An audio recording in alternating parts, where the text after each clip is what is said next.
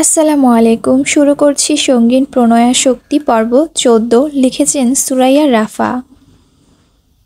বন্ধুর আকাশ ছুঁই ছুঁই পর্বতমালার নিয়ভাগের জ্যোৎস্না রাতের রূপলি ঝকঝকে আলো এসে পৌঁছাতে পারে না কোনো কালেই। সেথায় এখনো ঘোর আমাবস্যা বিরাজমান, চারিদিকে ঘুটঘুটে অন্ধকার আর তমসাচ্ছন্ন। শুধুমাত্র পাহাড়ের এক কোণে গুহার মধ্যে যে গুপ্ত ঘরটা রয়েছে, সেখান থেকেই জেনারেটর চালিত বৈদ্যুতিক বাল্বের নিয়ন আলোর ছটা এসে ঠেকছে নরম সবুজ কচি ঘাসের উপর। অতীব সুন্দর সেই ম্যাজিক্যাল আলোছায়া তার ঘাসের আস্তরকে পায়ে মারিয়ে তড়িৎ বেগে এদিক ওদিক পায়চারি করছে নিখিল। কপালে তার দুশ্চিন্তার গভীর ভাঁজ, শরীর ঘামে ভিজে চুপচাপ। শার্টের উপর পরা সফেদ রঙা অ্যাপ্রনটার এথায় সেথায় শুকিয়ে যাওয়া রক্তের ছোপ ছোপ দাগ, কুঁচকে রাখা ছোট ছোট চোখ দুটো দেখে মনে হচ্ছে একটু আগেই কোনো অপকর্ম করে ধরা খেয়েছে সে। এদিক ওদিক পায়চারি করতে করতে দাঁত দিয়ে নখ কাটতে কাটতে এক মনে কী যেন বিড়বিড় করছে এক নাগাড়ে। দেখলে মনে হবে কোনো কিছুর হিসেব কষছে। নিখিলের এমন উদ্ভ্রান্তের মতো কর্মকাণ্ড দেখতে পেয়ে গুপ্তঘর থেকে হন্তদন্ত হয়ে বেরিয়ে আসে লিও। একছুটে বেরিয়ে আসতে তার স্থূলকায় দেহটা হাঁপিয়ে ওঠে। সে নিখিলের সামনে দাঁড়িয়ে হাঁপাতে হাঁপাতে শুধায়, কি হয়েছে? এখনও কাজ শুরু করছো না যে? রাত শেষ হয়ে যাবে তো। কথাটা বলার সঙ্গে সঙ্গে ফট করে দু হাতে লিওর কলার খামচে ধরল নিখিল। অতঃপর চোয়াল শক্ত করে দাঁত খিচিয়ে বলল, তোমাকে আগেই বলেছিলাম এই কয়জনে হবে না, সব কিছুর একটা পরিমাণ আছে। পরিমাণের বাইরে ওদের শরীর থেকে অতিরিক্ত হরমোন বের করলে সবগুলো মারা পড়বে। তখন ধনকুপ হওয়ার বদলে জেলে পচে মরতে হবে আমাদের। নিখিলের কথায় লিও শুষ্ক ঢোক গিলে ভয়ার্ত কণ্ঠে শুধালো, এখন কি করব? নিখিল পুনরায় পায়চারি করতে করতে বিড়বিড়িয়ে বলল, জানি না, রাশিয়ান মাফিয়াদের থেকে অ্যাডভান্স ডলার নিয়ে ফেলেছি, যে করেই কাজ সম্পূর্ণ করতেই হবে। লিও মুখ কাচুমাচু করেই বলল, কিন্তু এই সময় নতুন করে টিনেজ হরমোন কোথায় পাবো? লিওর কথা শেষ হওয়ার সঙ্গে সঙ্গে নিখিলের হাঁটার গতি সহসে থেমে যায়। ও আঙ্গুল উঁচিয়ে পাহাড়ের চূড়ায় জ্বলতে থাকা ফেরি লাইট আর মাঝ আকাশে উড়তে থাকা নিভু নিভু জ্বলন্ত ফানুসগুলোর দিকে দেখিয়ে লিওর শুধালো, ওখানে কি হচ্ছে? লিও ঠোঁট উল্টে বলল, মেবি কোনো গ্রুপ ক্যাম্পিংয়ে এসেছে। নিখিল তৎক্ষণাৎ গটগটিয়ে জায়গা ত্যাগ করে বড় বড় পা ফেলে উঠতে থাকে পাহাড়ের চূড়ায়। ওর কাণ্ডে পিছন থেকে লিও হাঁক ছেড়ে ডেকে উঠে বলল, আরে কোথায় যাচ্ছ? নিখিল যেতে যেতে পেছনে না তাকিয়ে ক্রুদ্ধ হেসে বলল, সব কিছু রেডি করো, আসছি আমি। আজকাল স্টুডেন্টরা হয়েছে ফাজিল এক একটা, কথা নেই বার্তা নেই, যখন তখন কল নিয়ে কনভারসেশন শুরু করে দেয়, আর থামার নামই নেই। প্রথমে পড়াশোনা দিয়ে শুরু করবে, তারপর সুযোগ বুঝে ধীরে ধীরে ঢুকে যাবে ব্যক্তিগত আলাপে। আমেরিকান মেয়েরা এত নির্লজ্জ আর বেহায়া কেন কে জানে। স্টুডেন্টদের বাড়িতে বাড়তি প্যাচাল প্রথমে দাঁতে দাঁত চেপে সহ্য করলেও এক পর্যায়ে বিরক্ত হয়ে ফোনটাই বন্ধ করে দিয়েছে রকচটা বদমেজাজি কৃত্তিক। একে তো চরম মুহূর্তের কল দিয়ে মুডের 12টা বাজিয়ে দিয়েছে, তার উপর রাত বিরতে কল দিয়ে ঢঙের আলাপ অসহ্য। স্টুডেন্টদের কাছে কৃত্তিক বরাবরই চুপচাপ, হা ছাড়া উত্তর দেওয়ার ওর ধাঁচে নেই। তাই তো কথা বাড়ানোর সঙ্গে সঙ্গে মুখের উপর ফোন বন্ধ করে দিয়েছে একদম। এবার হাজারটা কল দিলেও আর কৃত্তিকের নাগালে পাওয়া যাবে না, সে যতই প্রয়োজনীয় আলাপ হোক না কেন। কিছুক্ষণ নিরিবিলি দাঁড়িয়ে থেকে নিস্তব্ধ প্রকৃতির মাঝ থেকে এক বুক বাতাস ভরে নেয়। কৃত্তিক পুনরায় এগিয়ে গেল ক্যাম্পিং ভ্যানের দিকে। ওদিকে সবাই মহা আনন্দে ফানুস উড়াচ্ছে। কৃত্তিক ভাবল ওরুকেও দেখাতে হবে এই রোমাঞ্চকর দৃশ্যটা, নয়তো এত দূরে ক্যাম্পিংয়ে আসার মজাটাই মিস করে যাবে মেয়েটা। তাই ভেতরে না গিয়ে বাইরে থেকে ওরুকে ডেকে উঠল কৃত্তিক, ওরু বাইরে আয়, just look, something special is happening here, come fast Oru. ভেতর থেকে ওরু কোনোরূপ সারা শব্দ না পেয়ে এবার কৃত্তিক নিজেই ধীর গতিতে ক্যাম্পিংয়ের ভ্যানের ভিতরে প্রবেশ করল। চারিদিকে ফানুসের ছড়াছড়ি, একের পর এক উড়ন্ত ফানুসের টিমটিমে আলোয় পুরো পাহাড়টাকে ও পার্থিব সুন্দর লাগছে। ক্যাম্প ফায়ারের পাশেই চাঁদের পাহাড় গান বেজে চলেছে সেই কখন থেকে। পুরোই অ্যাডভেঞ্চারাস পরিবেশ। পাহাড়ের এক কোণ দাঁড়িয়ে এলিসা উড়ন্ত ফানুসগুলোকে শুকনো নজর দিয়ে পরখ করছে। তা দেখে অর্ণব একটা ফানুস নিয়ে এগিয়ে এসে এলিসাকে উদ্দেশ্য করেই বলল, এলি, ফানুস উড়াবি, আয়। এলিসা তৎক্ষণাৎ এগিয়ে এসে হ্যাঁসূচক মাথা নাড়িয়ে অর্ণবের হাতে হাত রাখে। তারপর দুজন মিলে এগিয়ে যায় ফানুসটাকে উন্মুক্ত করে দিতে। ফানুসের মধ্যে জ্বলতে থাকা সোনালি আলোয় এলিসার হাতের হিরে খচিত আংটিটা চকচক করছে খুব। অর্ণব সেটার দিকে একবার পরখ করে ওর চোখের দিকে দৃষ্টিপাত করলো। এলিসার ধূসর চোখ দুটোতেও জ্বলন্ত ফানুসের নিদারুণ প্রতিচ্ছবি বিদ্যমান। স্থির চোখের মুখে ধামাচাপা পড়ে আছে একরাশ খুশির ঝিলিক। অর্ণব সেই খুশিকে আরও খানিকটা বাড়িয়ে দিতে ওর কানের কাছে মুখ নিয়ে হিসিয়ে বলল, আই লাভ ইউ এলি। শুধু আজ বা কাল নয়, জনম জনমের ভালোবাসা তুই আমার। অর্ণবের কথায় প্রতিউত্তর এলিসাও লাজুক হেসে কিছু বলতে যাবে, তার আগে কোথা থেকে যেন ছুটে এসে এক থাবায় শায়রের কলারে টেনে ধরে দাঁতে দাঁত পিষে কৃত্তিক বলল, আমার ওরু কই? শায়র বেচারা বসে পপকর্ন চিবোতে চিবোতে অর্ণব এলিসার সিনেমাটিক প্রেম নিবেদন দেখছিল। হঠাৎ এমন অতর্কিত আক্রমণে তৎক্ষণাৎ পপকর্ন ওর গলাতেই আটকে গেল।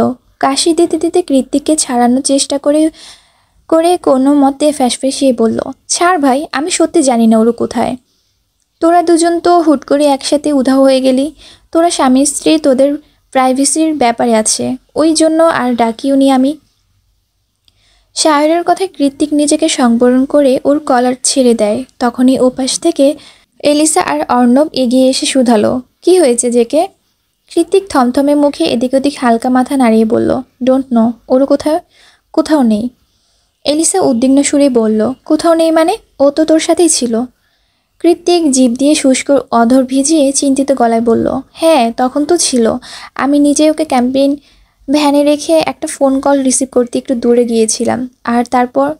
কৃত্তিক নিজের তেতো গলার অযথা স্বীকারোক্তি শেষ না করেই চট করে শায়রকে বলল, শায়র, তুই না এলিসা অর্ণবের সারপ্রাইজ মোমেন্ট ধারণ করার জন্য হিডেন ক্যামেরা সেট করেছিলি?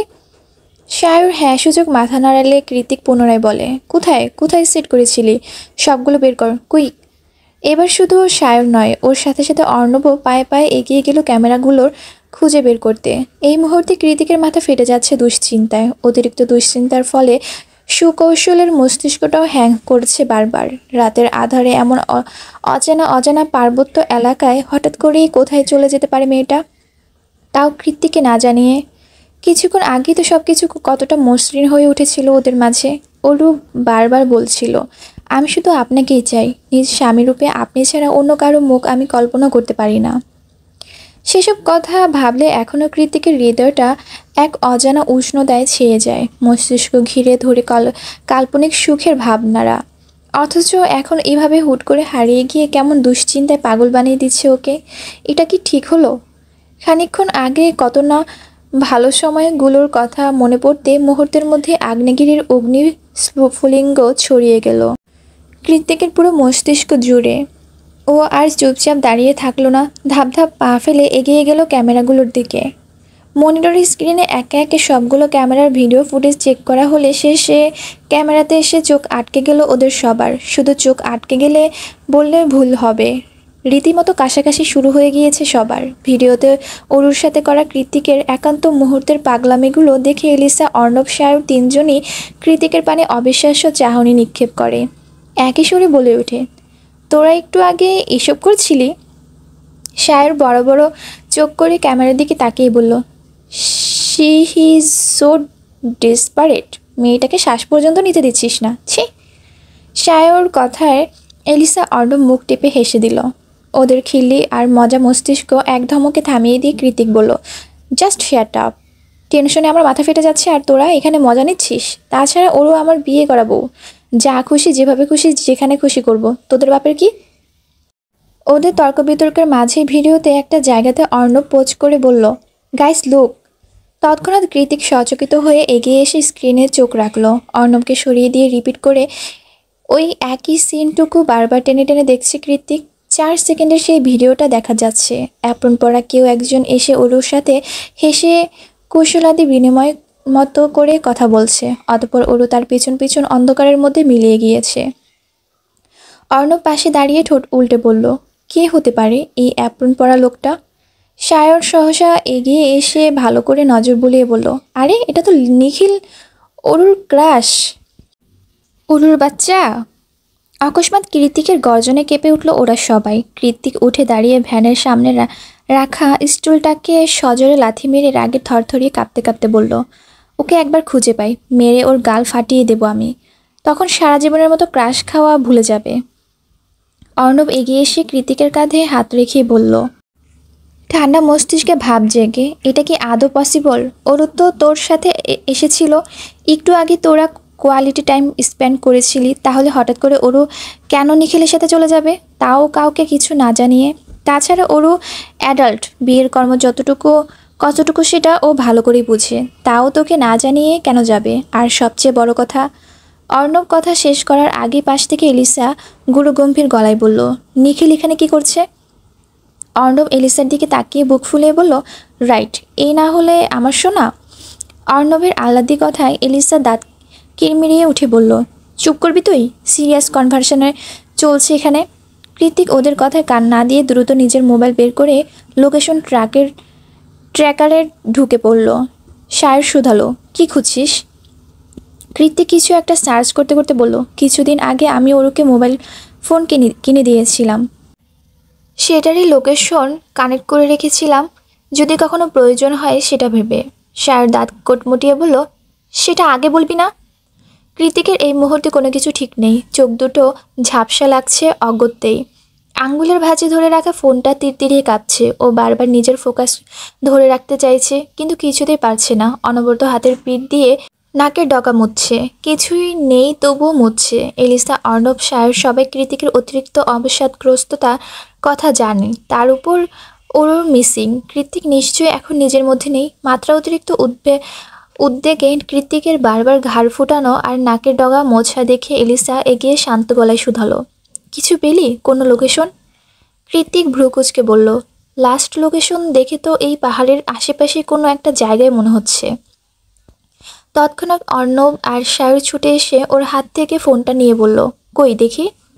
মোবাইলের লোকেশনটা ভালো মতো বড় করে চোখ কপালে উঠে গেল অর্ণবের। অবিশ্বাস্য সুরেই কৃতিককে শুধালো, এটা কি আসলে ওরুর লোকেশন? কৃতিক ভ্রুকুচকে বলল, কেন, কি হয়েছে?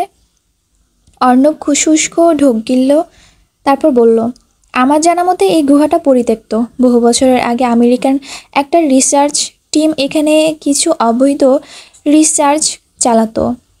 ওরা টিনেজ ছেলে মেয়েদের হরমোনের সংগ্রহ করে সেটাকে প্রসেস করে মৃতদেহের স্নায়ু সচল রাখতে ব্যবহার করত। It's a huge danger. পরবর্তী আমেরিকান গভর্নমেন্ট থেকে নজরে এলে তারা পুরোপুরি নিষেধাজ্ঞা জারি করে দেয় এই রিসার্চের। এছাড়া এই টিমের সবাইকেই শাস্তির আওতায় আনা হয়েছিল তখন। অর্ণবের কথা শেষ হতে না হতেই এলিসা চট করে বলল, ওরও তো টিনেজ, শি ইজ অনলি 18+। এলিসার কথাটা পুরোই বিস্ফোরণের মতো গিয়ে হামলে পড়ল কৃতিকের উদ্বিগ্ন মস্তিষ্কে। ওর সচকিত চোখ দেখে মনে হচ্ছে ও যেন দুয়ে দুয়ে 4 মিলিয়ে ফেলেছে। দু হাতে নিজের লম্বা চুলগুলো সজোরে টেনে ধরে কিছু একটা ভেবে কৃতিক অস্পষ্ট বলল, Nikhil is a biological scientist. Oh no, this ওকে আমি জ্যান্ত কবর দেব আজ। কৃতিকের চরম ক্ষিপ্রতায় উদ্বিগ্ন হয়ে ওরা তিনজন একই সুরেই শুধালো, কি হয়েছে? কৃতিক আর জবাব দিল না। মোবাইলের লোকেশন চোখ বুলাতে বুলাতে অন্ধকারের মাঝে পাহাড়ি আঁকাবাঁকা সরু রাস্তা ধরে এগিয়ে যেতে লাগলো পরিত্যক্ত গুহার দিকে। পেছনে আলো জ্বালিয়ে রাস্তা পরিষ্কার করে ওর পথ অনুসরণ করে স্বগতিতে এগিয়ে আসতে লাগলো আরও 3 জোড়া পা। তারা আর কেউ না, ওর জীবন মরণের বেস্ট ফ্রেন্ড, ওর দুঃসময়ের সাথী অর্ণব, এলিসা আর সায়র। পাহাড়ের ঢালে এসে গুহার মুখোমুখি হতেই থমকে গেল ওরা। গুহার মুখে পাহারাদারের দাঁড়িয়ে আছে এক বিশালকৃতির লৌহ গেট, তাতে আবার পাসওয়ার্ড লাগানো। অর্ণব এলিসার হাতে মোবাইল ধরিয়ে দিয়ে বলল, যান, ফ্ল্যাশ ধর, আমি এটার ব্যবস্থা করছি। শাওর পিছন থেকে ভীত সুরেই বলে ওঠে, আমার কেমন যেন ভয় করছে ভাই, যদি ওরা আমাকেও ধরে নিয়ে রিসার্চ করতে বসিয়ে দেয়। অর্ণব পাসওয়ার্ডের গোষ্ঠী উদ্ধার করতে করতে বলল, তুই কি টিনেজ শালা? বয়স 30 পার হয়ে গেল, এখনো ভিতর ডিমি রয়ে গেলি। কৃত্তিক একটা দীর্ঘশ্বাস ছেড়ে বলল, তোরা প্লিজ তাড়াতাড়ি কর, দম আটকে আসছে আমার। হয়ে গিয়েছে। পাসওয়ার্ড আনলকড এর পিক পিক আওয়াজ হতে সবাইকে ঠেলে ভিতরে চলে গেল কৃত্তিক। কৃত্তিকের পেছন পেছন ওরা তিনজনও ঢুকে পড়ল গুপ্ত ঘরে। ঘরটাতে প্রবেশ করার সঙ্গে সঙ্গে একটা উৎকট গন্ধে চোখ মুখ কুচকে এলো ওদের সবার। শুধুমাত্র কৃত্তিকেরই কিছুতে কিছু হচ্ছে না। ও হন্তদন্ত হয়ে উদ্ভ্রান্তের মতো চারিদিকে হাতড়ে বেড়াচ্ছে। বাইরে থেকে জায়গাটাতে যতটা অন্ধকার আর ভুতুড়ে লাগছিল, ভেতরে তেমন কিছুই না। বাল্বের আলো চারিদিকে ফকফকে পরিষ্কার। রুমের মধ্যে যত্রতত্র বিভিন্ন মেশিন আর কেমিক্যালের শিশি দিয়ে পরিপূর্ণ। কৃত্তিকের অবশ্য এত কিছুতে নজর নেই। ও একটা একটা করে পর্দা, সেলফ, মেশিন সবকিছু তছনছ করে ওরুকে খুঁজছে। খুঁজতে খুঁজতে ভেতরের রুমে ঢুকতেই সেই উৎকণ্ঠ গন্ধটা যেন দ্বিগুণ বেড়ে গেল। মনে হচ্ছে এখনই গলা দিয়ে খাবার উগড়ে আসবে। কৃত্তিক কোনো কিছুর তোয়াক্কা না করেই সামনে এগিয়ে যায়। ভেতরের দিকে এগিয়ে গিয়ে চারিদিক চোখ বুলাতেই দেখতে পায় কিছু কাচের তৈরি কফিন, যেগুলো স্বচ্ছ পানি দিয়ে ভর্তি। তার মধ্যে ভাসছে অল্প বয়স্ক মেয়েদের দেহগুলো। একটা কফিন এক একটা মেয়ে। পানির মধ্যে ভাসমান মেয়েগুলোকে দেখতে কি ভয়ানক লাগছে। আচ্ছা, এদের মধ্যে অরু নেই তো? প্রশ্নটা মাথায় আসতে কৃত্তিক হকচকে ছুটে এসে প্রত্যেকটা কফিন চেক করতে শুরু করলো। কিন্তু না, একটাতেও অরু নেই। স্বচ্ছ কাচের কফিনগুলো চেক করতে করতে ওর কানে ভেসে এলো অস্পষ্ট এক গঙ্গানি আওয়াজ। হঠাৎ রিনরিনে আওয়াজে কৃত্তিক সচকিত হলো। ভাবতে থাকলো কোন দিক থেকে আসছে শব্দটা। রুমের মাঝে বরাবর টানানো পর্দার ওপাশ থেকে আসছে বোধহয় আওয়াজটা। কৃত্তিক দ্রুত পায়ে সেদিকে এগিয়ে যাওয়ার আগেই অজানা আতঙ্ক আর মাত্রা অতিরিক্ত উদ্বেগের কয়েক মুহূর্তের জন্য মস্তিষ্কটা হ্যাং করলো ওর। আবারও মাথাটা চক্কর দিয়ে উঠল পুরো দস্তর। চোখের সামনে সবকিছু ঝাপসা লাগছে। বার কয়েক চোখের পাতা ফেলে দৃশ্যপট স্পষ্ট করে। দীর্ঘ নিঃশ্বাস ছেড়ে পুনরায় এগিয়ে গিয়ে একটানে পর্দাটা সরিয়ে ফেলল কৃত্তিক। সঙ্গে সঙ্গে পুরো দুনিয়া দুলে উঠল ওর। কৃত্তিকের থেকে কয়েক মিটার দূরত্ব পানি ভর্তি কাচের কফিনের উপর হাত পা মুখ বেঁধে শুয়ে রাখা হয়েছে অরুকে। কপালে দুপাশে লাগিয়ে রাখা হয়েছে কী সব যন্ত্রপাতি। কানের পাশে একটুখানি কাটা দাগ। হাঁটুর সমান লম্বা চুলগুলোর কফিনে ছাড়িয়ে মেঝেতে পড়ে আছে। চোখের সামনে নিজের হৃদস্পন্দনের এমন বিধ্বস্ত রূপ দেখে বারবার যেন দুনিয়া দুলে উঠেছে কৃত্তিকের। মুখের মাঝে কোনো তরল অবশিষ্ট নেই গলা ভেজানোর জন্য। অ্যাংজাইটি, ডিপ্রেশন, ওভার থিঙ্কিং আর তীব্র ক্রোধ তিনে মিলে কৃত্তিকের গলা চেপে ধরেছে। সেই সাথে বাকশক্তিও রোধ করে রেখেছে অজানা এক শক্তিবল। তবুও বহু চেষ্টার ফলস্বরূপ অস্পষ্ট সুরে ঠোঁট কাঁপিয়ে কৃত্তিক ডাকল, হার্টবিট। কৃত্তিকের কণ্ঠস্বর শোনা মাত্র সেদিকে তাকিয়ে মুখ বাঁধা অবস্থায় খুনখুনিয়ে কেঁদে উঠল অরু। তীব্র কান্নার জোয়ারে কেঁপে উঠল ওর পুরো শরীর। সবচেয়ে কাছের মানুষের আগমনে নির্বাক কাতরতা আর অভিমানী কান্নার চোখের কার্নিশ ভিজে উঠেছে মেয়েটার। কৃত্তিক স্পষ্ট বুঝতে পারছে ওর চোখের ভাষা, যেখানে ওর বারবার ফুপিয়ে উঠে আকুতি সুরে বলছে, তুমি আসবে আমি জানতাম, কিন্তু এত দেরি করে কেন এলে? আমার বুঝি কষ্ট হয়নি? ওর চোখের সাথে চোখ মিলিয়ে নির্বাক ধ্বনিতে কৃত্তিকও একই সুরে জবাব দিল, I am sorry heartbeat, I am really sorry, খুব ভুল হয়ে গিয়েছে। ওদিকে অরুর হঠাৎ বেড়ে যাওয়া কান্নার রোল শুনতে পেয়ে রিসার্চ রুম থেকে বেরিয়ে এসে অকস্মাৎ ওদের সবাইকে দেখে পিলে চমকে গেল নিখিলের। একসাথে এভাবে এতজনকে দেখে নিখিলের হার্ট অ্যাটাক হওয়ার উপক্রম। ও এখন সবার দিকে তাকে ভয়তো ঢুকিয়েছে, শুধু মনে মনে খুঁজছে পালানোর পন্থা।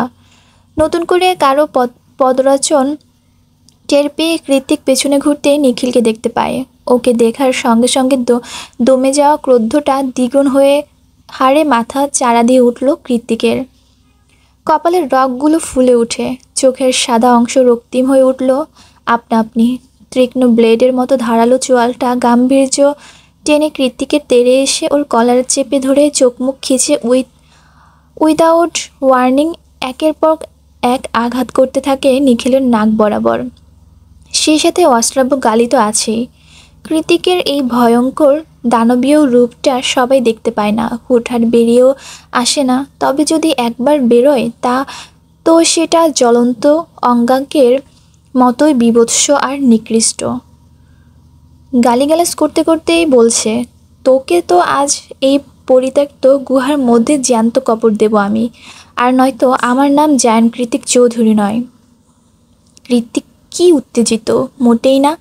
সবসময়ের মতোই বাচনভঙ্গিমা এখনো মসৃণ ওর, তবে গলার সুর ভয়ানক ক্ষিপ্রতায় স্পষ্ট। কৃতিকের করা প্রত্যেকটা আঘাত একেবারে চোখে মুখে এসে হামলা পড়েছে নিখিলের। ও দম নেওয়ার ফুসরতটুকুও পাচ্ছে না।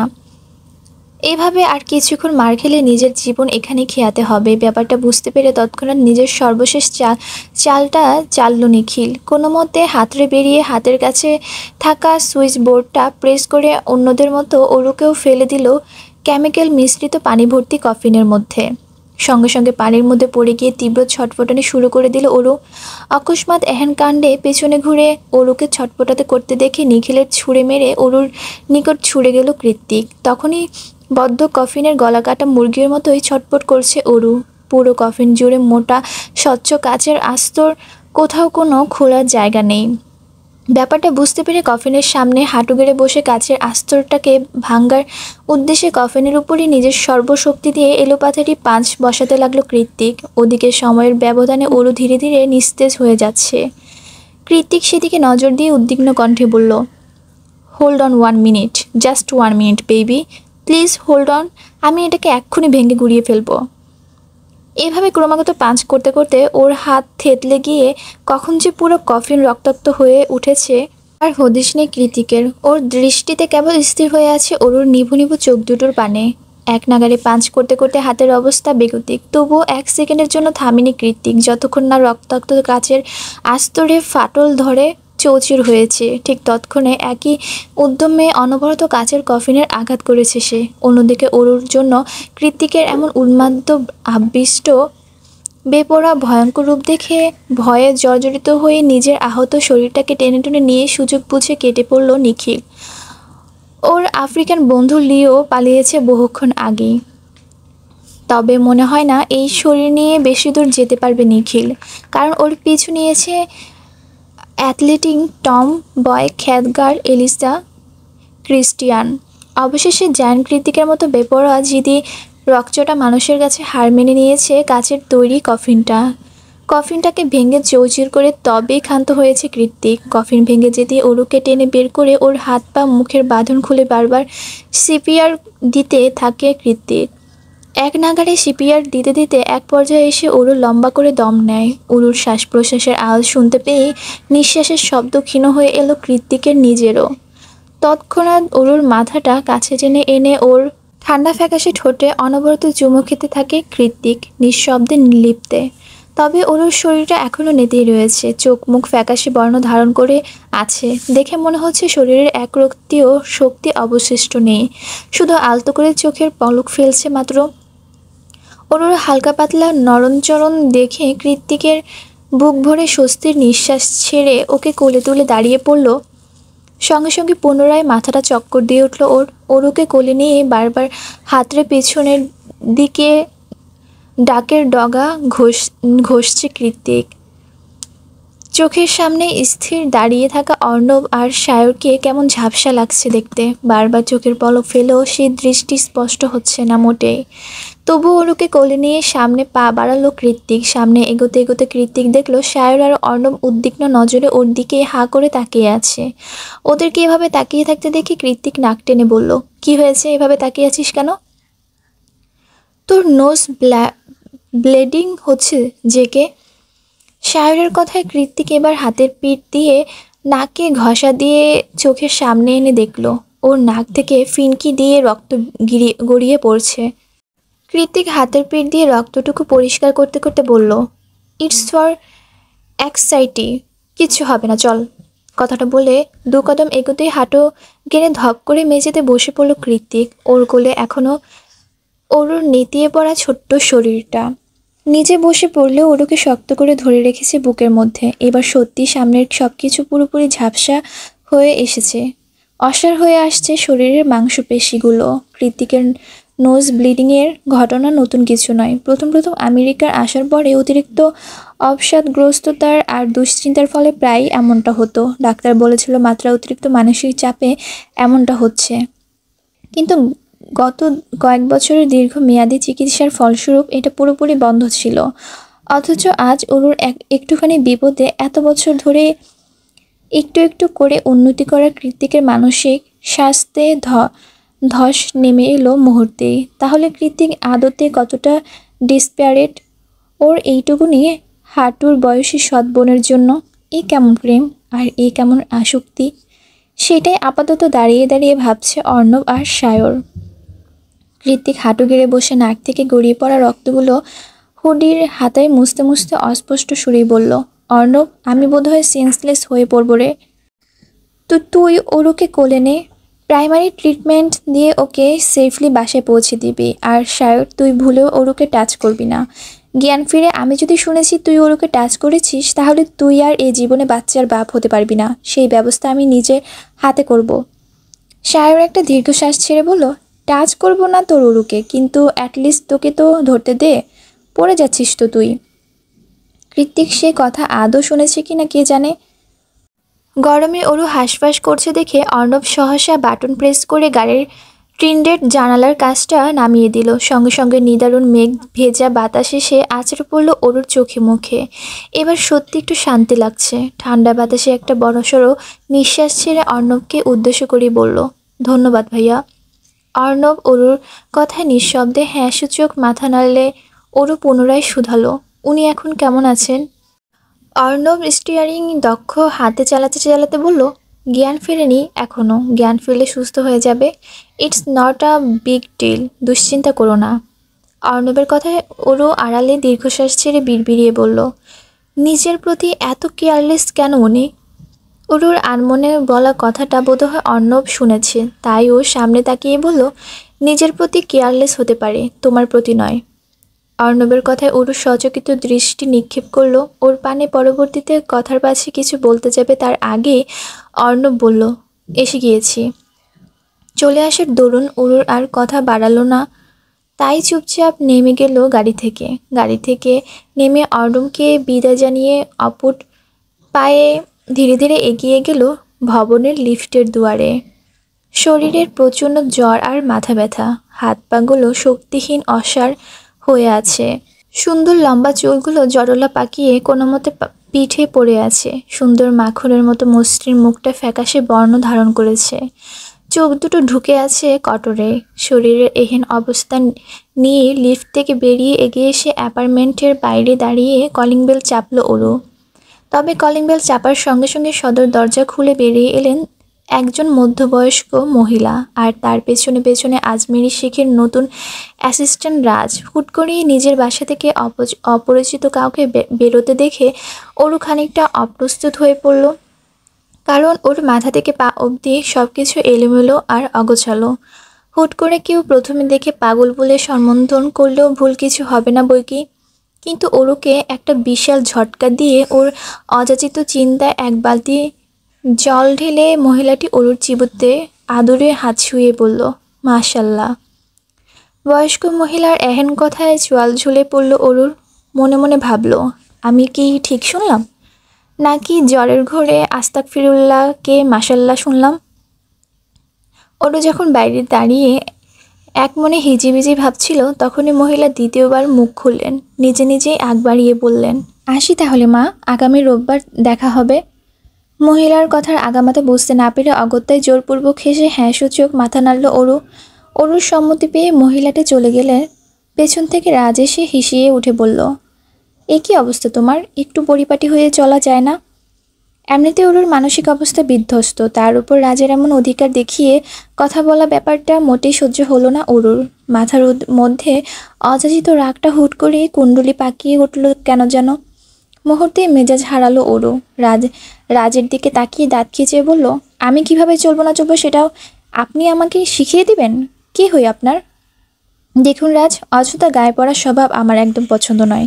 ছেলে মানুষের এত গদগদ ভাব মানায় না, অ্যাটলিস্ট আমার চোখে তো বিচ্ছিন্ন লাগে। অরুর কাটকাট কথাগুলো বোধহয় রাজের গা থেকে পিছলে চলে গেল। ও অরুর দিকে তাকিয়ে মারাত্মক হেসে বলল, কেমন ছেলে পছন্দ তোমার? আমি কি হতে পারি না তেমনটা? না, পারেন না। তার নখের যোগ্যতাও আপনার নেই। অ্যাটলিস্ট পুরুষ মানুষ হিসেবে তো নেই। অরুর ছুরির ফলার মতো ধারালো কথা শেষ হলে রাজ পুনরায় কিছু বলতে যাবে তার আগেই ভেতরে থেকে ছুটে আসে অনু। এগিয়ে আসতে আসতে উদ্বিগ্ন সুরে বলে, কী ব্যাপার? কার সাথে তর্ক করছিস বাইরে দাঁড়িয়ে? মা শুনতে পাচ্ছে তো। অনু চলে আসতে অরু ভেতরে যেতে যেতে রাজকে উদ্দেশ্য করে বলল, রিডিকিউলাস। রাগে ফাঁস করতে করতে সদর দরজা ঠেলে অরু ভেতরের রুমে 2 কদম দিয়েছি কি দেয়নি তার আগে গম্ভীর গলায় ডেকে উঠল আজমেরি শেখ। অরু দাঁড়াও। অরু ভয়ে ততস্থ হয়ে আছে বহুক্ষণ আগে থেকে, তবে এই মুহূর্তে মেজাজটাও বিগড়ে আছে ওর। তাই কোনোরূপ হাইপিত্তাস না করেই পিছন ঘুরে মায়ের দিকে চাইল ও। আজমেরি শেখ মোটা থানের ছাই রঙের শাড়ি আর কালো রঙের চুড়ি হাতা ব্লাউজ পরে আছেন। চোখে তার মোটা ফ্রেমে চশমা। শাড়ির প্রত্যেকটা ভাঁজ অত্যন্ত সুনিপুণভাবে সেট করা। দেখে মনে হচ্ছে যেন কোনো টিভি সেটের সংবাদ পাঠিকা। ওর চোখে অবশ্য এটা নতুন কিছু নয়। আজকাল মা প্রায় এভাবে পরিপাটি হয়ে অফিসে যান, নিজের মর্জি পড়া আধিপত্যের একটুখানি ঝালাই করে দিতে। স্যান্ড ব্যাগটাকে শক্ত হাতে চেপে ধরে মাথা নিচু করে সে কখন থেকে দাঁড়িয়ে আছে অরু। আজমেরি শেখ ওর আগাগোড়া পরখ করে স্পষ্ট আওয়াজ শুধালো, কোন ছেলের সাথে গিয়েছিলে? মায়ের কথায় অরুর পিলে চমকে উঠল। নিজের সুপ্ত ভয়টাকে দূরে সরিয়ে মায়ের দিকে চোখ তুলে তাকিয়ে গলায় আত্মবিশ্বাস নিয়ে অরু বলল, কি বলছো মা? কোন ছেলের সাথে আবার যাব? আমি কাউকে চিনি নাকি এখানে? আজমেরি শেখ ওর দিকে নিখুঁত দৃষ্টি নিক্ষেপ করে বললেন, 1 বছর অসুস্থ ছিলাম আমি, মারা যায়নি, তাতেই মিথ্যে কথা শিখে গেলে? অরুণ নাসূচক মাথা নাড়িয়ে বলে ওঠে, মা বিশ্বাস করো। আজমেরি শেখ ওকে হাতের ইশারায় থামিয়ে দিয়ে বললেন, রাজ খোঁজ নিয়েছে, তোমাদের ক্লাস থেকে কোনো গ্রুপ ক্যাম্পিংয়ে যায়নি। তাহলে গত 24 ঘন্টা কোথায় ছিলে তুমি? এখানেও রাজ? বিরক্ত লাগছে অরুর, তবুও মাথা নিচু করে গলা খাদে নামিয়ে অরু বলল, আসলে মা আমি অন্য গ্রুপ। থাক।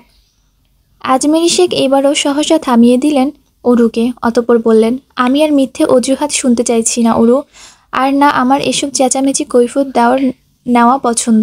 আমি শুধু সময়ের কাজ সময় করতে পছন্দ করি। মায়ের রহস্য ঘেরা কথায় আগা মাথা কিছুই বুঝতে পারছে না অরু, তবে ওর মা যে 100তে 100 পাক্কা খিলাড়ি সেটা অরু ভালো করেই জানে।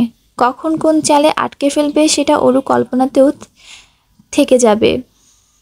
এবারও তাই হলো। আজমেরি শেখ হঠাৎ করে অরুর সামনে অনুকে ডেকে পাঠিয়ে বলল, এখন এই মুহূর্তে অরুর পুরো ঘর তল্লাশি করে ওর কাছ থেকে সমস্ত ইলেকট্রনিক্স ডিভাইসগুলো নিয়ে যাও। আর হ্যাঁ, আজ থেকে অরুর সাথে সর্বক্ষণ থাকবে তুমি।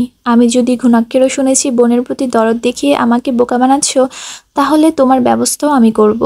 নাও সার্চ হার। মায়ের কথায় অরু ফুপিয়ে কেঁদে ওঠে। আহত সুরে বলল, মা কি বলছো? অনু একটু সাহস করেই মাকে বলল, মা মাত্রই তো এলো, একটু ফ্রেশ হয়ে নিক, তারপর না হয়। আজমেরি শেখ থমথমে গলায় বলল, ফ্রেশ হওয়ার অনেক সময় রয়েছে, আগে ওকে সার্চ করো। মায়ের কঠোর আদেশ অনুর আর কিছু করার ছিল না। অগত্যায় অরুর ব্যাগ হাতড়ে iPhone 15 Pro Max মোবাইলটা নিয়ে নিল অনু। যদিও মোবাইলটা বন্ধ ছিল, তবুও অনুর এবার ভেতরে ভেতরে সন্দেহের দানা প্রখর হয়। মনে মনে ভাবে, হুট করে এত দামি ফোন কোথায় পেল অরু? তাহলে কি মাই ঠিক? অরু খারাপ কোনো পথে পা বাড়িয়েছে?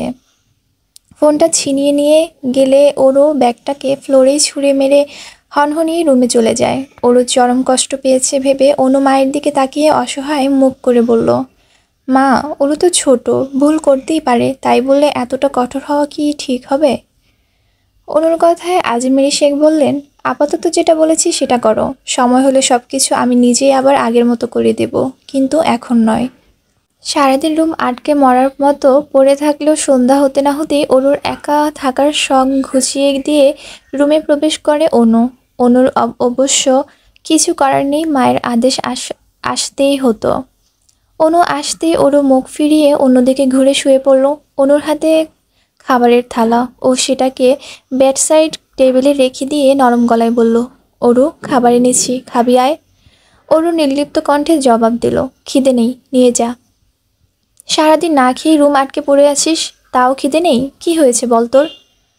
অনুর কথায় অরু শক্ত গলায় বলল, না নেই। আর কি হয়েছে, কি হয়েছে? এই প্রশ্নটা করা বন্ধ কর আপা। কি হবে আমার? অনু এবার ঝাঁঝরিয়ে উঠে বলল, কিছু না হলে মিথ্যে বলে কোথায় গিয়েছিলি? আর অত দামি ফোনই বা কোথায় পেলি? ওর এবার শোয়া থেকে উঠে অনুর মুখোমুখি হয়ে বসে কণ্ঠে দৃঢ়তা নিয়ে বলল, তোর কি মনে হয় আমি খারাপ মেয়ে? অনুর কথার পাছে অনু বলল, এখন আর মনে হওয়ার না হওয়ার দিয়ে কি আর আসে যায় বল? যা করার তো মা তা করেই ফেলেছে। অনুর একটু কথার আছে অনুর হৃদয় কামড়ে উঠল। ওর পরনে এখনো কৃত্তিকের কিনে দেওয়া সিল্কের পাজামা সেট, মাথার চুলগুলো এলোমেলোভাবে পাঁচ ক্লিপ দিয়ে আটকানো, বুকের মধ্যে অজানা আতঙ্কের দল হাতুড়ি পেটা করছে খুব। তবুও একটা শুষ্ক ঢোক গিলে বুকের মাঝে সাহস সঞ্চয় করে অনু শুধালো, কি করেছে মা? অনু দীর্ঘশ্বাস ছেড়ে জানায়, আগামী রোববার রাজ আর তার পরিবার সমেত তোকে দেখতে আসছে। আজকে তো ওর মা এসে আমাদের মায়ের সাথে কথা বলে গেল। অনুর কথায় অনুর মাথা যেন আকাশ ভেঙে পড়ল, দুনিয়া দুলে ওঠার মতোই আচমকা ঘুরে উঠল মাথাটা। ওরও ভেবেছিল মা ওর জন্য কোনো কঠিন শাস্তি ব্যবস্থা করেছে, হয়তোবা ভার্সিটি যেতে দেবে না, কিংবা নজরবন্দি করে রাখবে সারাক্ষণ। তাই বলে এমন কিছু? ওরও কল্পনা বাইরে ছিল এটা। ওরও তৎক্ষণাৎ বসা থেকে উঠে দাঁড়িয়ে পড়ল, অবিশ্বাস্য সুরে অনুকে শুধালো, কি বলছিস আপা এটা? তুই থাকতে আমি কেন? অনুর কথায় অনুর মেজাজ চড়ে গেল। ও রুষ্ট কণ্ঠে বলল, আমি থাকতে মানে? তুই প্রত্যয় সাহেবের কথা জানিস না? তাছাড়া রাজ তোকে পছন্দ করেছে, আমাকে নয়। অনুর কথায় একটা অসহ্য যন্ত্রণা ছড়িয়ে পড়ল অরুর শরীরের রুদ্রে রুদ্রে। অকস্মাৎ ফ্লোরে ধপ করে বসে হু হু করে কান্নায় ভেঙে পড়ল অরু। শরীরের ব্যথা, হৃদয়ের ব্যথা, মস্তিষ্ক ও একরাশ যন্ত্রণা সব কিছু মিলেমিশে অরুর এক করুণ অবস্থা এই মুহূর্তে। মেঝেতে বসে কাঁদতে কাঁদতে মনে মনে হাজারবার আহাজারি করতে করতে অরু বলল, তোকে আমি কি করে বোঝাই আপা? তোর যেমন প্রত্যয় সাহেব আছে, আমারও তো একজন আছে। সে আমার স্বামী, জায়ান কৃতিক চৌধুরী। আমি বিবাহিত, আমার শরীর মন সব কিছু দখলদারি শুধুমাত্র তার। আমি তাকে মেনে নিয়েছি, তার ভালোবাসাকে গ্রহণ করেছি। তাহলে কিভাবে আমি অন্য একজন পুরুষের সামনে গিয়ে আইবুড়ো সেজে বসবো? কি করে? এই কথা একটুখানি আজও জায়ান কৃতিকের কানে গেলে সব কিছু তছনছ করে ফেলবে সে, সেই সাথে আমাকেও কেটে টুকরো টুকরো করে ফেলবে।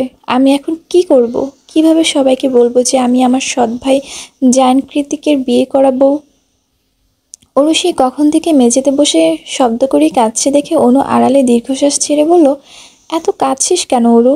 দেখি তো, দেখতেই তো আসছে, বিয়ে তো আর হয়ে যাচ্ছে না। ভালোই ভালোই সবটা মিটে গেলে তুইও তো বেঁচে যাবি, মা আর তোকে সারাক্ষণ নজরদারিতে রাখবে না। কথাটা শেষ করে কমফোর্টার গায়ে জড়িয়ে শুয়ে পড়ল অনু। অনুর মাত্র বলা কথাগুলো বারবার মস্তিষ্কে বাড়ি খাচ্ছে অরুর। দেখতেই তো আসছে, বিয়ে তো আর হচ্ছে না। বিয়ে শব্দটা অসংখ্যবার প্রতিধ্বনিত হয়ে কানে এসে লাগছে অরুর। ওর তো বিয়ে হয়ে গিয়েছে সেবার থাইল্যান্ডে বসে। ধর্মীয় সামাজিক দুইভাবে বিয়ে হয়েছে জায়ান কৃতিকের সঙ্গে, তাহলে আর নতুন করে কিভাবে বিয়ে হবে? আর তাছাড়া চোখ দুটো বন্ধ করলে স্বামীরূপী ওই সুদর্শন মানবের মুখটা ছাড়া আর কিছুই তো কল্পনায় আসছে না। মনে মনে হাজার কথা ভাবতে ভাবতে ওরও চলে গেল টানা বারান্দাতে। বাইরে ভারী বর্ষণ হচ্ছে, আকাশ বাতাস ছাপিয়ে মেঘ গলিয়ে বৃষ্টি নেমেছে ধরণীতে। বাতাসের তোপে বৃষ্টির ছাট এসে লাগছে ওরও চোখে মুখে, তবুও সেখানে হাঁটু মুড়ে বসে পড়ল ও। উদাসীন বাড়িধারার পানে চেয়ে ভাবতে লাগলো নিজের থেকে বয়সে গুনে গুনে 12 বছরের বড় সুদর্শন পুরুষটির কথা, যে ওর ব্যক্তিগত পুরুষ। কোনোদিন কি ওরও কল্পনা করেছিল ওর সাথে এমনটা হবে? এই জন্য এভাবে দিনের পর দিন অপেক্ষা গ্রহণ গুনবে। এরকম হুট করে নিজের নামের পাশে মানুষটার টাইটেল এঁটে যাবে ভাবেনি তো, কল্পনা তো ভাবেনি, কিন্তু ভবিষ্যৎ এটাই ছিল। ওরও মেনে নিয়েছে নিজের ডেস্টিনি। অবশ্য না মেনে কোথায় যাবে? কি নিয়ে যান কৃতিকের? সবচেয়েতে যেটা বেশি আছে সেটা ওরুর প্রতি এক আকাশসম আসক্তি, মানুষটার পাগলামি, আসক্তি, রাগ, বিরক্তি, একান্ত গোপনীয় চাহিদা সবকিছু অরুকে ঘিরেই। তাহলে ওরু কিভাবে কৃত্তিকের মায়ায় না পড়ে থাকতো? ওরুর কাছে কৃত্তিকের মায়া জড়ানোর প্রথম ধাপ ছিল ওদের বিয়ে। হয়তোবা বিয়ের পরের উপরওয়ালা প্রদত্ত এক ধরনের টান তৈরি করে হয়ে যায় হৃদয়ে। অরুর বারবার মনে হতে থাকে একটা মাত্রা অতিরিক্ত সুদর্শন পুরুষ, আধুনিক ভাষায় বলতে গেলে হ্যান্ডসাম, লম্বা চওড়া গৌরবর্ণের, কথায় কথায় ভ্রু কুচকানো লোকটা ওর স্বামী। এই কথাটা দিনের আলোর মতোই সত্যি। অরুর স্পষ্ট মনে আছে বিয়ের পরে সবার জোড়াজুড়িতে স্বামীরূপী কৃত্তিকের দু হাতে চুমু খাওয়ার কথা। তখন তো ওরও হৃদ মাঝারে ভীষণ টান অনুভব করেছিল। বিয়ের কথা মাথায় আসতেই ওরও চলে গেল সেদিনের ভাবনায়, যেদিন নিজের সবটুকু কৃত্তিকের নামে লিখে দিয়ে এসেছিল ও। Giant Krittik waits Aru. ভাবতে ভাবতে এক চিলতে হাসি ফুটে অরুর ঠোঁটে। আজকের মতো সেদিন বৃষ্টি ছিল না, এশিয়ান দেশ হওয়াতে আমেরিকার মতো কনকনে শীত ছিল না ব্যাংক শহরে, তবে আবহাওয়াটা বেশ গুমোট ছিল। অনুর সাথে রাগ করে অরুর করা চরম বোকারমির ফলস্বরূপ ওর উপর বেজায় চটেছিল কৃত্তিক। চোখে মুখে সে কি রাগ তার, যে রাগের কাছে প্রত্যেকবারই হার মেনে যায় অরু। সেবারও মেনেছিল। সকালবেলা ওকে আটকে রাখলেও বিকালে এসে কোনোরূপে কথাবার্তা না বলেই টানতে টানতে অরুকে নিয়ে বাইকে বসায় কৃত্তিক। ওদের পিছনে মুখ কাচুমাচু করে দাঁড়িয়েছিল এলিসা, অর্ণব আর সায়রও। ওরও কিছু বুঝে উঠতে না পেরে কাঁদতে কাঁদতে এলিসাকে বলল, কি ব্যাপার আপু, কোথায় নিয়ে যাচ্ছেন উনি আমায়? এলিসা ওরকে আশ্বস্ত করে ওর কানের পেছনে চুল গুজে দিতে দিতে বলল, ইটস ওকে, আমরাও আসছি, ভয় পেও না, ও তোমাকে কিচ্ছু বলবে না। এলিসার কথার পাছে ওরও আর কিছু বলার সুযোগ পেল না। তার আগে বাইক টান দিয়ে কৃত্তিক অজ্ঞাতয় নিজেকে সামলানোর জন্য কৃত্তিকের জ্যাকেট টেনে ধরল অরু। কৃত্তিক সামনে ফোকাস করেই অরুকে ডেকে বলল, অরু তুই কি জানিস আজ তোর মায়ের অপারেশন? অরু হ্যাঁ সূচক মাথা নাড়ল। কৃত্তিক পুনরায় বলল, তুই কি এটা জানিস আমি ডক্টরকে বলে তোর মায়ের সব ট্রিটমেন্ট বন্ধ করে রেখেছি? আমি না বলার আগে পর্যন্ত ওরা তোর মায়ের অপারেশন হাতও ছোঁয়াবে না। কৃত্তিকের কথায় অরুর মুখ থেকে যেন রক্ত সরে গেল। ও বাইকে বসে স্তম্ভিত গলায় বলল, আপনি কি মজা করছেন? তোর কি মনে হয় আমি মজা করার মুডে আছি? অরু নাক ফুলিয়ে বলল, তাহলে এসব কেন কথা বলছেন? কৃত্তিক একটা পুরাতন গলির মাথায় বাইক থামিয়ে অরুর হাত ধরে বলল, বলছি চল। অরু চারিদিকে তাকালো। দুপাশে পুরাতন ইটের চালার ঘর, তার মাঝে দিয়ে সরু রাস্তা। ঘরগুলোর মধ্যে বেশিরভাগই থাইল্যান্ডের স্থানীয় মানুষজনের পুরাতন দোকানপাট, ছোটোখাটো স্ট্রিট মার্কেট, হকারি আর ঐতিহ্যবাহী কাপড়ের দোকান দিয়ে ভর্তি গলিটা। সরু রাস্তা দিয়ে হাঁটতে হাঁটতে অরু খেয়াল করলো আশেপাশে সবাই ওদের দিকে অদ্ভুত নজরেই তাকিয়ে আছে, যেমনটা আমরা ভিনদেশি দেখলে করি। ওরও বড় বড় চোখ করে এদিক ওদিক দৃষ্টিপাত করলেও কৃত্তিক সোজা হাঁটছে হাঁটছে তো হাঁটছেই। কৃত্তিকের পুরুষালী কদমের সাথে পা মিলিয়ে হাঁটতে হাঁটতে অরুর পা ব্যথা করছে এখন। গোড়ালি ভেঙে মাটিতে বসে পড়তে ইচ্ছে করছে। উপায়ন্ত না পেয়ে অরু শুধালো, আর কত দূর? কৃত্তিক ক্রুদ্ধ হেসে বলল, বাব্বা এত তাড়া? কিসের তাড়া? আর আপনি একটু আগে কি বললেন? আমার মায়ের অপারেশন বন্ধ কেন করেছেন? কি সমস্যা বলুন? কৃত্তিক যেতে যেতে বলল, সমস্যা তো তোই। মানে? গলির শেষ প্রান্তে একটা পুরাতন মসজিদের সামনে দাঁড়িয়ে কৃত্তিক একটা দীর্ঘশ্বাস ছেড়ে বলল, ভেতরে গিয়ে যা করতে বলবো, যেভাবে করতে বলবো তাই করবি, নয়তো তোর মায়ের অপারেশন আর হচ্ছে না। ওরও তৎক্ষণাৎ কৃত্তিকের থেকে নিজের হাতটা ঝটকা মেরে ছাড়িয়ে বলল, মশকরা পেয়েছেন? অপারেশন হবে না মানে? আপনি বলবেন আর অপারেশন হবে না, এত সোজা? কৃত্তিক কপট হেসে অরুর দিকে ঝুঁকে এসে বলল, ছোট্ট মানুষ, মেমোরি লস হতেই পারে, কোনো সমস্যা নেই, আমি মনে করে দিচ্ছি। মনে আছে আমার অ্যাপ্রুভালের জন্য তোর মা দীর্ঘ 1 বছর বাংলাদেশে পড়েছিল? ওরও এবার গলার সুর কিছুটা খাদে নামিয়ে বলল, কি বলতে চাইছেন? কৃত্তিক সামনে তাকিয়ে বলল, আজ এই মুহূর্তে এখানে আমাদের বিয়ে হবে। কৃত্তিকের কথায় অরুর মাথা ঘুরে উঠল। কি বলে এই লোক, জীবনটা কি ছেলে খেলা? যাকে ইচ্ছে হলো তাকে ধরে আনলাম আর জিদ দেখিয়ে বিয়ে করে নিলাম।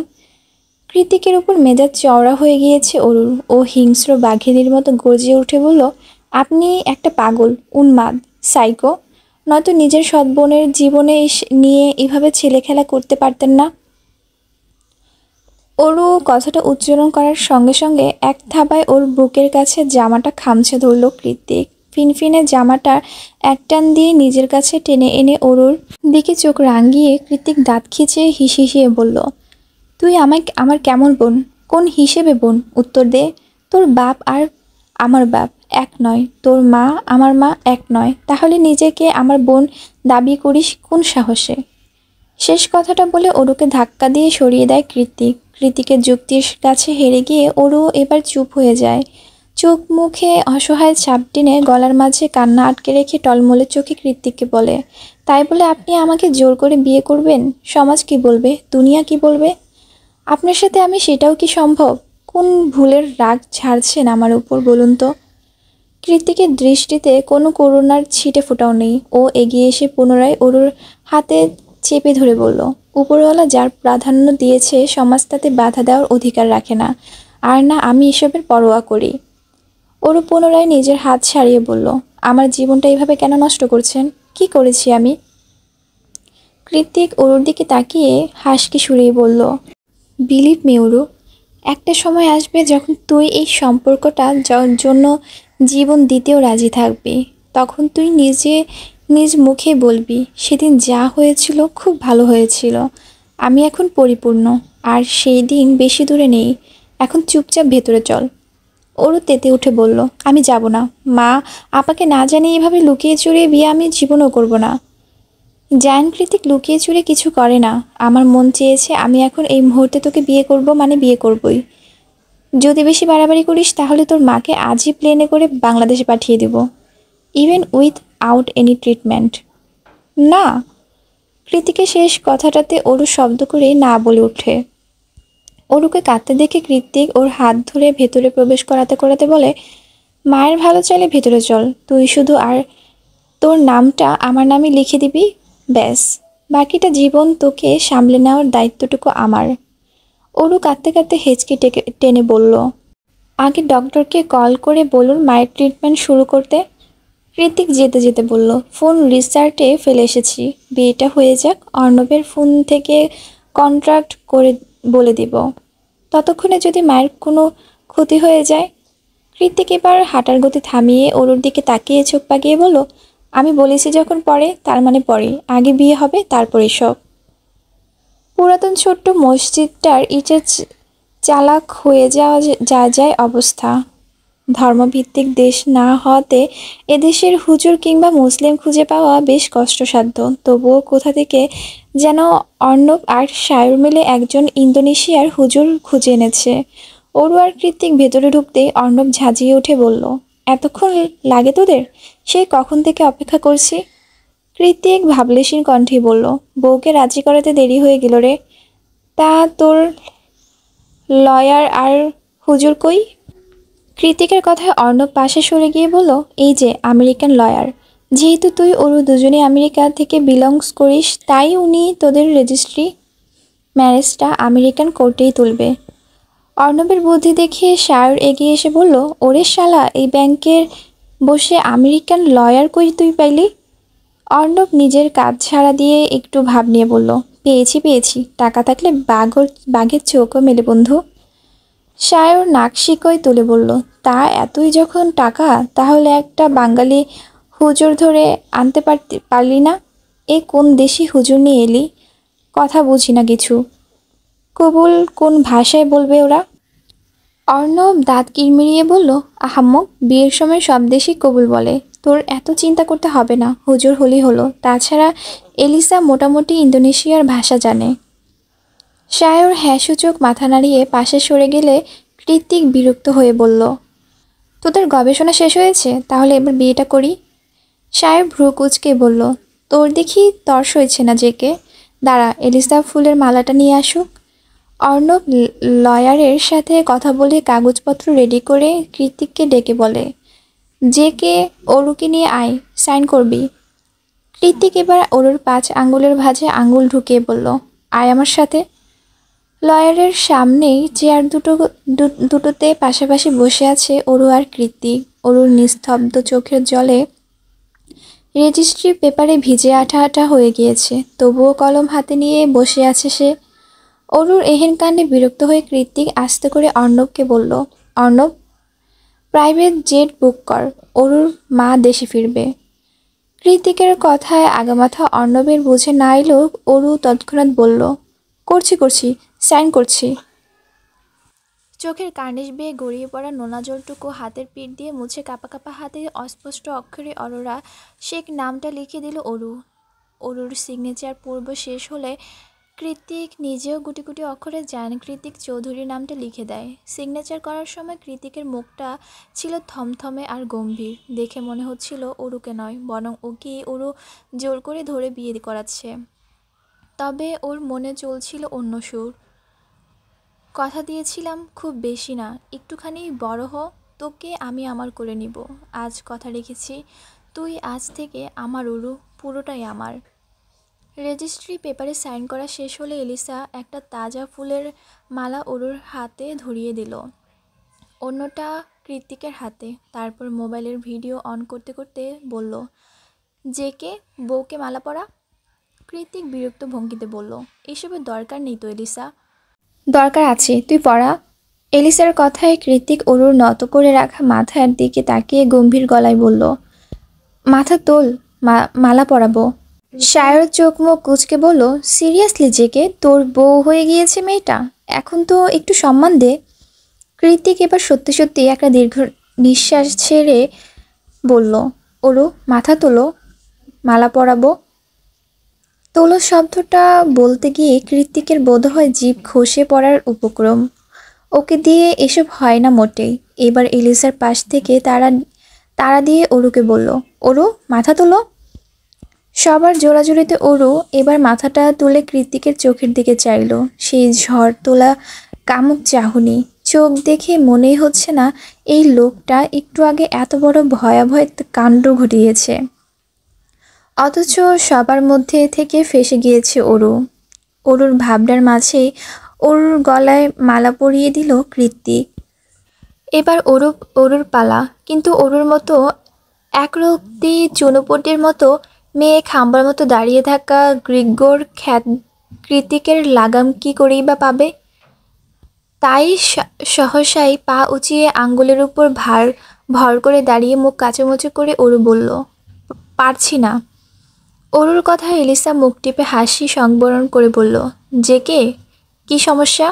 তোর বউ তো তোর নাগাল পাচ্ছে না।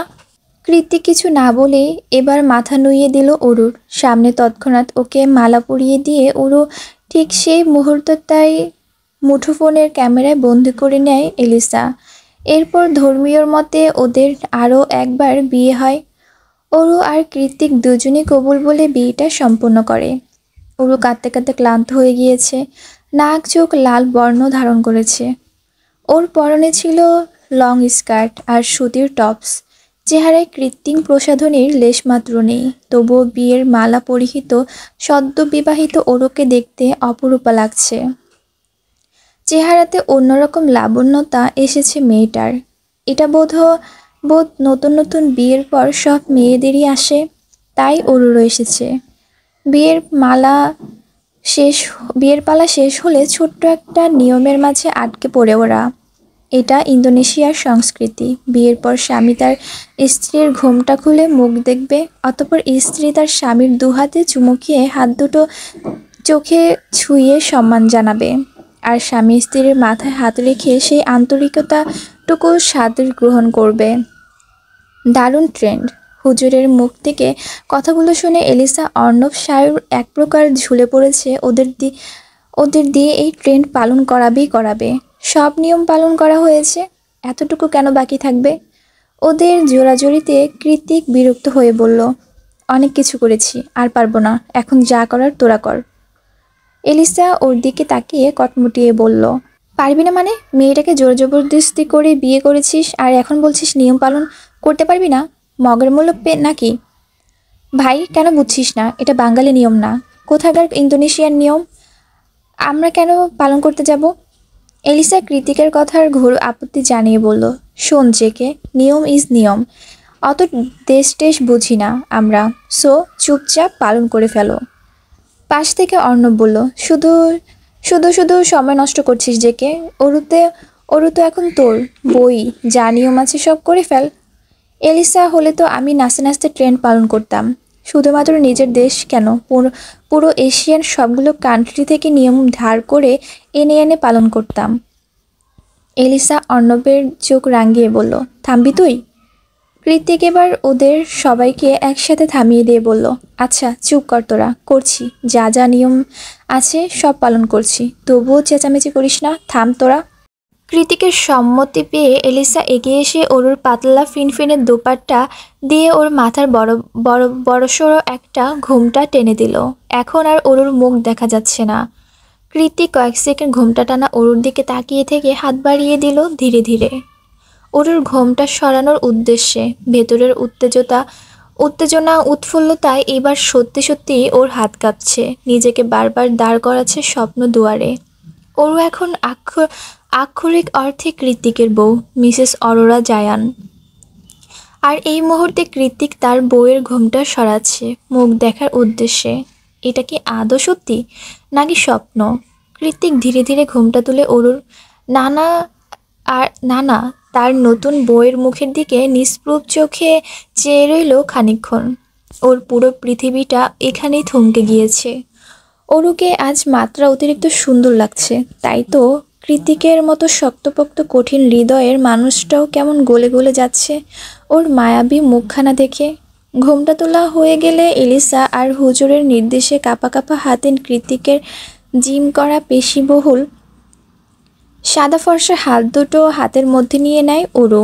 অতঃপর হেঁচকি দিতে দিতে ওর দু হাতে পিঠে নিজের ভেজা নরম তুলতুলে অধরখানি ছুঁয়ে দেয় নির্লিপ্তে। অতঃপর তা মাথা নুয়ে স্পর্শ করায় নিজের দু চোখে। অরুর এই নিয়ম পালনে কি মোটেও আন্তরিকতা ছিল না? ছিল তো। যত যাই হোক, বিয়ের পরে মেয়েদের হৃদয়টা স্বামীর প্রতি আপনা আপনি দুর্বল হয়ে যায়। এই মুহূর্তে অরুরও বোধহয় তাই হয়েছিল। অরু যখন কৃতিকের হাত দুটো দু চোখে স্পর্শ করায়, তখন কৃতিক তার এক হাত নিয়ে অরুর মাথার উপর রেখে অন্য হাতে বাহুতে টেনে নেয় অরুর ছোট্ট শরীরটাকে। সঙ্গে সঙ্গে কৃতিকের সাদা শার্টটা খামচে ধরে ওর বুকে মুখ লুকিয়ে কান্নায় ভেঙে পড়ে অরু। কি জানি কেন এত কাঁদছিল সেদিন, আর কাঁদবি যখন, তখন কৃতিকের বুকেই কেন? তখন তো কৃতিকে আসল কালপিট ছিল, তবুও কৃতিকের বুকেই কেঁদে ভেসেছিল অরু। এসব অযথা নিয়মকানুন পালনের পর কৃতিক আর দাঁড়ালো না, অরুকে কোলে তুলে নিয়ে বেরিয়ে পড়ল মসজিদ থেকে। তারপর বাইকে বসে বরাবরের মতোই নিজের ওয়ালেট, সিগারেট বক্স, এমনকি একটু আগের মালাটাও অরুর হাতে ধরিয়ে দিল। অরু চুপচাপ সেগুলো হাতে নিয়ে বসে পড়ল বাইকের পেছনে। অরুর ভেতর তখন ভোঁতা ভোঁতা অনুভূতি থাকলেও আজ ওর অনুভূতিগুলো তুঙ্গে। এখন মনে হচ্ছে বিয়ের পরে স্বামীর সাথে ওর প্রথম বাইক রাইড বোধহয় সেটাই ছিল। সেদিনের ঘটে যাওয়ার প্রত্যেকটা কথা পূর্ণাঙ্গ পঙ্গু মনে করে আরও একবার লাজুকতায় মুড়িয়ে গেল অরু। সেই লাজে রাঙ্গা হলো নরম তুলতুলে কপল দুখানা।